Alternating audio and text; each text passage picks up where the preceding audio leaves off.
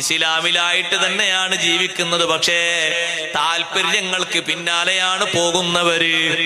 ആണും പെണ്ണും കണ്ടില്ലേ നിങ്ങള്, ആഗ്രഹങ്ങൾക്ക് പിന്നാലെയാ പോകുന്നത്.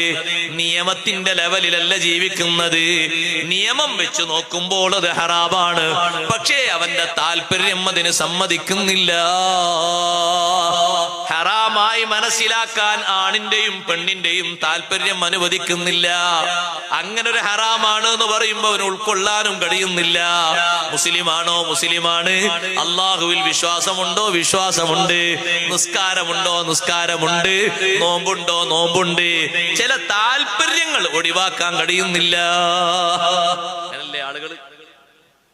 നമ്മൾ അവിടെ എന്തെങ്കിലും ഒരു വേല പറഞ്ഞാൽ പറയും, മൂല്യരെ ഇത് 2024 പറയും. 2024 പറയും. ഇജാതി പരിപാടി ഒന്നും നടത്തരുത് കേട്ടോ ഉസ്താദേ, ഇത് 2024, 24, 23 മതനിയമങ്ങൾക്ക് മാറ്റണ്ടോ? മനുഷ്യൻ അവന്റെ ഇച്ഛക്ക് പിന്നാലെ പോകുന്നു.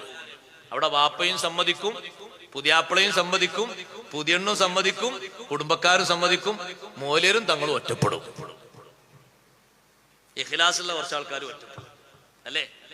ഞാൻ പറയുന്നത് ശരിയല്ലെങ്കിൽ നിങ്ങൾക്ക് പറയാം ശരിയല്ല. താല്പര്യങ്ങൾ മാത്രം മതത്തിന്റെ മേൽവിലാസം പരിഗണിക്കില്ല. അവനാന്റെ കാര്യം വരുമ്പോ അവനാൻ എങ്ങനെയാണ്? അത് ഇപ്പത്തെ കാലത്ത് അങ്ങനല്ലേ എന്നാ ചോദ്യം. പിന്നെ ഇതിന്റെ പിന്നാലെ ആണും ചോദിക്കുന്നു, പെണ്ണും ചോദിക്കുന്നു.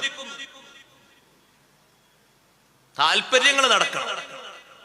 സംഗതി ചോദിച്ചും സംഗതി വിഷയങ്ങളെ അന്വേഷിച്ച് നോക്കുമ്പോ ആള് മുസ്ലിമാണ്, ഒരു പക്കാ മുസ്ലിമാന്നൊക്കെ ആൾക്കാർ പറയും. ചിലപ്പോ സുന്യാന്ന് പറയും.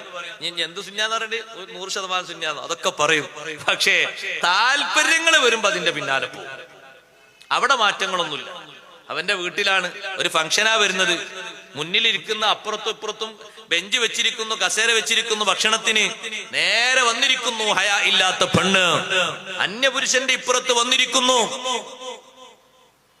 ഇയാൾ എണീറ്റ് പോയാൽ മറ്റേ പെണ്ണ് കേസ് കൊടുക്കുന്നിടത്താണ്. ഞാനൊരു മനുഷ്യനല്ലേ, എന്താ ഇന്നെ എങ്ങനെ അവമതിച്ചു പോകാൻ പാടുണ്ടോ എന്നുള്ളടത്താണ് അവരെ കാഴ്ചപ്പാട്. നായിരിക്കുന്ന ഒരു മുസ്ലിമത്തായ പെണ്ണല്ലേ, നിയമാടിസ്ഥാനത്തിൽ ഈ രൂപത്തിലുള്ള ഒരു കൂടിക്കലർ പറ്റൂല എന്ന് ഇസ്ലാം പറയുമ്പോ നമ്മൾ അതിന്റെ പിന്നാലല്ലേ നിൽക്കേണ്ടത്? പക്ഷെ നമ്മൾ അവിടെ എന്താ പറഞ്ഞത്? ഇന്നത്തെ രാത്രിയല്ലേ, ഇന്നത്തെ ഒരു പകലല്ലേ, ഒന്ന് അഡ്ജസ്റ്റ്മെന്റ് ചെയ്തൂടെ? ആരാ ചെയ്യേണ്ട അഡ്ജസ്റ്റ്മെന്റ്? ആരാ പറയേണ്ടത് അഡ്ജസ്റ്റ്മെന്റ്? ദീനല്ലേ നമുക്ക് മേൽവിലാസം ഉണ്ടാക്കി തരേണ്ടത്. എന്താ ഈ പരിപാടിക്ക് മാത്രം ഇവിടെ സഹോദരന്മാര് പിറകില? അവരെ മുന്നോട്ടിരുത്താലോ. എന്തിനാ വ്യത്യാസം കാണിച്ചത്? അത്തരത്തിൽ കല്യാണം നടത്തുന്ന ആൾക്കാരോടൊക്കെ ഞാൻ ചോദിക്കുന്നു, എന്തിനാ അത് അപ്പുറത്തൊക്കെ സ്ഥലം ഉണ്ടല്ലോ, അത് കടപ്പുറല്ലേ, വിശാലമായ സ്ഥലം ഉണ്ടല്ലോ, നിങ്ങൾ ആരെങ്കിലും പെണ്ണുങ്ങൾ എടുത്തുണ്ടോ? ഇല്ലല്ലോ. ഇതിന്റെ ഇടയിൽ എത്തിയാ പോരെ. എന്തിനാ അപ്പുറത്തൊരു മറ വെച്ച് ഒരു ഡിവൈഡ്? എന്തിനാ ഇവിടെ? ഒരു പരിപാടിക്ക് മാത്രം സെപ്പറേഷൻ നിയമം, ബാക്കിയുള്ളവർക്കൊക്കെ പ്രശ്നമില്ല. നിങ്ങളെ ഓരോരുത്തരുടെയും വീട്ടിൽ നടക്കുന്ന കല്യാണങ്ങളാ ഞാൻ പറഞ്ഞത്. താല്പര്യങ്ങളെ പിന്നാലെയാണ് അവിടെ. അവിടെ കൊട്ടും കുരവും ഒക്കെ പറ്റും. അത് പുറത്തെവിടെങ്കിലാണെങ്കിൽ എന്ത് പണിയാണ് ഓലി ചെയ്യുന്നത്? മുസ്ലിങ്ങളായിട്ട് അവനാന്റെ വീട്ടിൽ വരുമ്പോ ആദ്യം പറയണ നിയമം എന്താണ്? അവിടെ പറയണം ആദ്യം, എന്റെ വീട്ടിൽ വന്ന് നിന്റെ പെണ്ണിന് ഹലാലല്ലാത്ത രീതിയിൽ പറഞ്ഞു ഉറപ്പിച്ചിട്ടേ ഉള്ളൂ, കബിൽത്ത് പറഞ്ഞിട്ടില്ല. ആ ആൺകുട്ടി വന്നിട്ട് ആ പെണ്ണിനെ തൊടുന്ന രൂപത്തില്, ഫോട്ടോക്ക് പോസ്റ്റ് ചെയ്യുന്ന രൂപത്തില് കേക്ക് മുറിച്ചിട്ട് അവളെ വായിലേക്ക് വെക്കുന്നതും ഇങ്ങോട്ട് വെച്ചു കൊടുക്കുന്നതും തനിച്ച ഹറാമാന്ന് പറയുമ്പോ സാധേ അതൊന്നും ഇല്ലാതെ ഇപ്പൊ കാര്യം നടക്കൂല. ആ താല്പര്യത്തിന്റെ പിന്നാലല്ലേ നിങ്ങളുള്ളത്? സംഗതി ഒക്കെ മുത്തുമോമിനിയങ്ങളാണ്, എ ക്ലാസ് സുന്നിയാണ്. എന്ത് സുന്നിയാ പറയാനുള്ളത്? ഈ താല്പര്യങ്ങൾക്ക് പിറകിൽ പോയിട്ടോ, ആഗ്രഹങ്ങൾക്ക് പിറകിൽ പോയിട്ടോ ഒരു ഉസ്താദിനും നിക്കാഹിന്റെ സദസ്സിൽ വരാൻ കഴിയുന്നില്ല. എന്തേ കാരണം? മുന്നിൽ ഇതാ നിങ്ങൾ ഇരിക്കും പോലെ മുന്നിൽ ബെഞ്ചിട്ടിരിക്കുന്നത് ആരാ? സെലക്ഷന് വേണ്ടി കാത്തിരിക്കുകയാണ്. മുന്നില് റെഡി ആയിട്ട് ഞങ്ങളൊക്കെ ഒന്നിനാത്രം പോകുന്നവരാണ്, വേണമെങ്കിൽ തെരഞ്ഞെടുത്തോളി എന്നുള്ള നിലക്ക്. അതിന് നിങ്ങൾക്ക് കുഴപ്പമില്ല. അവിടെ എന്തെങ്കിലും പറഞ്ഞാൽ അമ്മൂലര് ഇവിടെ വെച്ച് പറഞ്ഞില്ലേ, തലേന്ന് പറഞ്ഞെടുത്തിട്ട് കേൾക്കാത്തുണ്ടല്ലേ അവിടെ വെച്ച് പറഞ്ഞ്. സത്യം പറയണ്ടായിട്ടല്ലേ അവിടെ വെച്ച് പറഞ്ഞ്. സ്വകാര്യായിട്ട് വിളിച്ച് പറഞ്ഞിട്ട് കേട്ടിട്ടില്ലല്ലോ.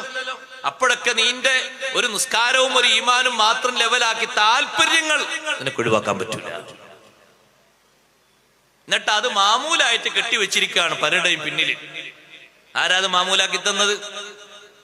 എന്നിട്ട് അതിനൊരു പേരും മിഠായി കല്യാണം.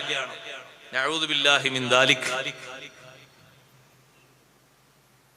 മറ്റൊരു ജില്ലയില് ആ പേരിലൊരു കല്യാണം വെച്ചതിന് ആകെ ചെലവെന്ന് ആലോചിച്ച് നോക്കുമ്പോ നമ്മള് ബോധം കെട്ട് വീഴും. അങ്ങനത്തെ ഒരു കല്യാണത്തിന് നിക്കാഹ് നടന്നിട്ടില്ല കേട്ടോ, നിക്കാഹ് ആയിട്ടില്ല. അതിന്റെ മുമ്പുള്ള ഈ പേരിലുള്ള ഒരു കല്യാണത്തിന് 15 ലക്ഷം ചെലവഴിച്ചതിനാണ്. നിങ്ങൾ എരിവലിക്കണ്ട, അതാ സമീപ ഭാവിയിലും വരാനുള്ളത്. തല അതിന് സമ്മതിച്ചു കൊടുക്കരുത്. ഇന്ന സായക്കും ലശത്താ എന്നുള്ളതിന്റെ തഫ്സീർ ഞാൻ വായിക്കുമ്പോ കുശേരി ഇമാമ് പറയാണ്, താല്പര്യങ്ങളെ പിന്നിൽ മാത്രം പോകുന്നവരും നിങ്ങളെ കൂട്ടത്തിലുണ്ട്. ആഗ്രഹങ്ങളെ പിന്നില് അവിടെ ഒക്കെ നടക്കണം അല്ലേ? എല്ലാ ആഗ്രഹങ്ങളും നടക്കണം. ആർഭാടങ്ങളിലോ അതിലൊരു കുറവില്ല. മുമ്പ് കാലത്തൊക്കെ നമ്മുടെ നാട്ടില് വെള്ളം മധുരം പറ്റുന്ന ആൾക്കൊരു വെള്ളം, പറ്റാത്ത ആൾക്കൊരു വെള്ളം അല്ലേ? ഇപ്പൊ എങ്ങനെയാന്ന് പറയുന്നത്? ഇപ്പൊ സ്റ്റേഡിയത്തിലൊക്കെ ഉണ്ടാവും, ഇവിടെ അല്ല, സ്റ്റേഡിയത്തിലൊക്കെ ഉണ്ടാവും കൊടിന്റെ കളറ്.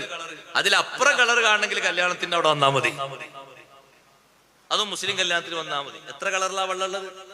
പുതിയ പാർട്ടിക്ക് ഏതെങ്കിലും കളർ കിട്ടിയില്ലെങ്കിൽ കളർ നോക്കാൻ അങ്ങോട്ട് വന്നാൽ മതി, അവിടെ കിട്ടും കളറ്. എന്തിനാണിത്? എന്തിനാണ് ഈ വകയിലുള്ള ആർഭാടങ്ങളൊക്കെ എന്തിനാ? അത് ചോദിക്കുമ്പോ അത് മാത്രം പറയരുത്. ബാക്കിയുള്ള ചരിത്രങ്ങളൊക്കെ പറഞ്ഞ് നല്ല വളർന്നോളി, ഒക്കെ നമ്മൾ കേൾക്കാനൊക്കെ നല്ല ഉഷാറാണ്. നമ്മളെ നെഞ്ഞുക്കുത്തിന് വർത്താനം നിങ്ങൾ പറയുന്നത് വലിയ ബുദ്ധിമുട്ടാണ്. അത് ശരി, അതല്ലേ ഇന്ന സായക്കും ശത്താന്ന് പറഞ്ഞത്.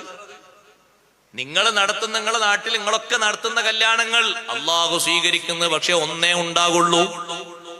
ഒന്നേ സഹോദരങ്ങളെ അള്ളാഹു തആല സ്വീകരിക്കുന്നതുണ്ടാകുള്ളൂ. ലക്ഷ്യം ഒന്ന് മാറിയിട്ടല്ലേ 2 ഖുർബാനിൽ ഒരു ഖുർബാൻ അള്ളാഹു സ്വീകരിക്കാതിരുന്നത്? ആദം നബി അലൈഹിസ്സലാമിന്റെ മക്കളല്ലേ ഹാബീലും ഖാബീലും? രണ്ടുപേരും സമർപ്പിച്ചത് ഹലാലായ ഖുർബാനല്ലേ? രണ്ടുപേരും മരുഭൂമിയിൽ ഒരു ഖുർബാൻ സമർപ്പിച്ചു, ഒരു പുണ്യദാനം. ഖുർബാൻ പുണ്യദാനം. ഇത് ഖറബാ ഖുർബാനൻ ഫതുഖബ്ബില മിൻ അഹദിഹിമാ വലം യുതഖബ്ബൽ മിനൽ ആഖർ. ഒരാളുടെ ഖുർബാൻ സ്വീകരിക്കപ്പെട്ടു, മറ്റാളുടെ ഖുർബാൻ സ്വീകരിക്കപ്പെട്ടില്ല. ഉണ്ടാക്കിയത് ഹലാലായ മുതലല്ലേ? ഹലാലായ മുതലാണ്. ഞാനിത് പറയുമ്പോ കുറെ ആൾക്കാര് അതങ്ങനെ സ്വീകരിക്കൂല എന്നാണ് പറയാൻ പറ്റുമോ? എന്തെല്ലാം സ്വലാത്തും ബുർദയൊക്കെ തലേന്ന് നടന്നാണ്. പിറ്റേന്നുള്ള പേക്കുത്തങ്ങൾക്കൊക്കെ തലേന്നുള്ള ബുർദ മതിയോ? ഷാഫി കാഫി ആയിട്ട് മതിയോ? അങ്ങനെയാണ് ഇന്ന് അങ്ങനെ സുഖാണല്ലോ. ഒരൊറ്റ നിയ്യത്തിന്റെ മാറ്റം കൊണ്ടല്ലേ ഒരാളെ ഖുർബാൻ സ്വീകരിക്കാതിരുന്നത്?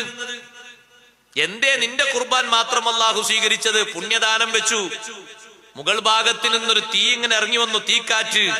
ഹാബീലിന്റെ ഖുർബാന് മാത്രം സ്വീകരിച്ചു, ഹാബീലിന്റെ ഖുർബാൻ സ്വീകരിച്ചില്ല. രണ്ടും ആദം നബി അലൈഹി സ്വലാമിന്റെ മക്കളല്ലേ?